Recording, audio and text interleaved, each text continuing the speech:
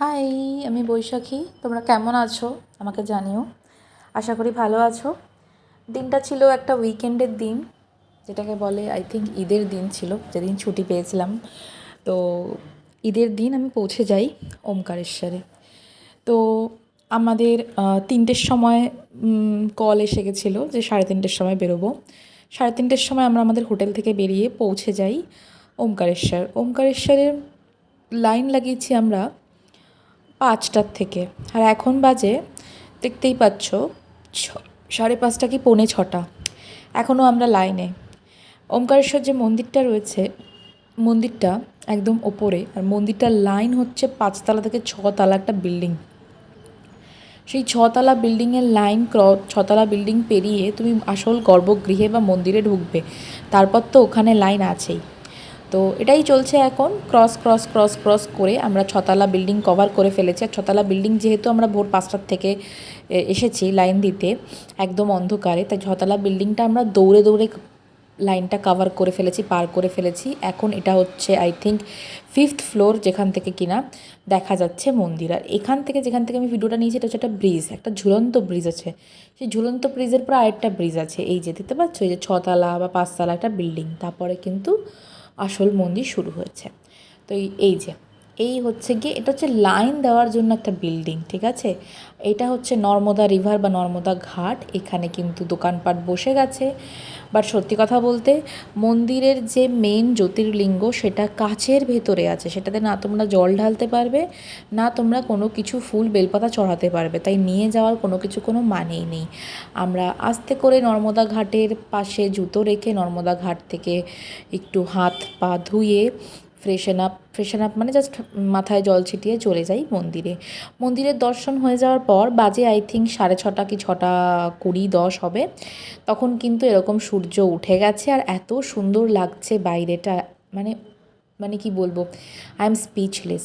রাতের অন্ধকারে, ভোরের অন্ধকারে মন্দিরে ঢুকেছিলাম, এবং ওমকারেশ্বর জ্যোতির্লিঙ্গের দর্শন পাওয়ার পর একদম সূর্য উদয়ের পরে নর্মদা ঘাটটা একদম ঝলমল করছে। ঠিক এই সেম নদীটাই যখন কিছুক্ষণ আগে 5টা-6টার সময় গেছিলাম, তখন এখানে অন্ধকার ছিল, দেখে বুঝতেই পারছিলাম না, একটু ভয়ও করছিল যে এত বড় নদী। বাট এখন এত সুন্দর লাগছে যে কি বলবো। আর এখন এই নদীতে আমরা করব বোটিং। নর্মদা নদী বলতে পারো সত্যি মনকে একদম শান্ত করে দিল, এবং খুবই ভালো লাগলো নর্মদা নদীর এই বোটিংটা। তো ওমকারেশ্বরী কিন্তু একটা জ্যোতির্লিঙ্গ রয়েছে, যেটা কিনা জ্যোতির্লিঙ্গ বা মন্দির ঘিরে রয়েছে একটা নদী, ঠিক আছে। এটাই একমাত্র জ্যোতির্লিঙ্গ, বাকি সব জ্যোতির্লিঙ্গে সমুদ্র বা নদী দূরে, মন্দিরের পাশেই কিন্তু নয়। তো এই ছিল। আর হ্যাঁ, ওমকারেশ্বর জ্যোতির্লিঙ্গ মন্দিরের পাশেই রয়েছে মামলেশ্বর জ্যোতির্লিঙ্গ, সেটাও কিন্তু দর্শন করতে তোমরা ভুলবে না। দুটো শিব মন্দিরই কিন্তু ইম্পর্টেন্ট। আর নর্মদা ঘাট তো অবশ্যই ইম্পর্টেন্ট।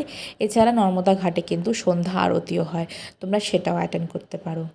আর মামলেশ্বর জ্যোতির্লিঙ্গেও আমরা দর্শন করেছি, কিন্তু ভিতরে কোথাও ফটোগ্রাফি অ্যালাউ নেই বলে আমি সেই ভিডিও ক্লিপস তোমাদের দেখাতে পারবো না। আর এই বোটিং রাইডটা আই থিঙ্ক পার হেড 100 টাকা করেছিল, খুব মজা লেগেছে বোটিং রাইডটাও। তো তোমরাও একটু দেখে নাও। এখানে অনেক দূর দূর থেকে কিন্তু লোক আসে।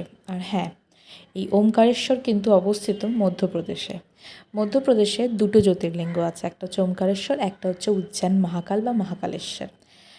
আর এই ওমকারেশ্বর জ্যোতির্লিঙ্গ যেটা মধ্যপ্রদেশে, সেখান থেকে উজ্জৈন মহাকালের দূরত্ব হচ্ছে 105 থেকে 110 কিলোমিটার, মানে উজ্জয়নের দূরত্ব।